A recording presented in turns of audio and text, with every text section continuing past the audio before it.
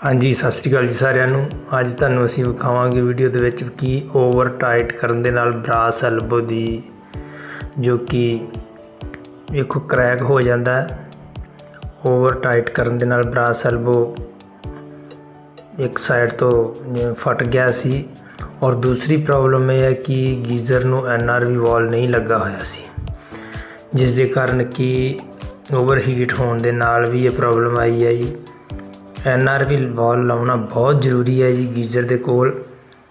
ਇਸ ਦੇ ਨਾਲ ਕਾफ़ी ਬਚਾਅ ਰਹਿੰਦਾ है जी। गीज़र ਦੀ ਵੀ ਸੇਫਟੀ है जी और ਕਸਟਮਰ ਦੀ ਵੀ ਸੇਫਟੀ है। NRV ਵਾਲ ਜ਼ਰੂਰ ਲਾਓ। ਧੰਨਵਾਦ।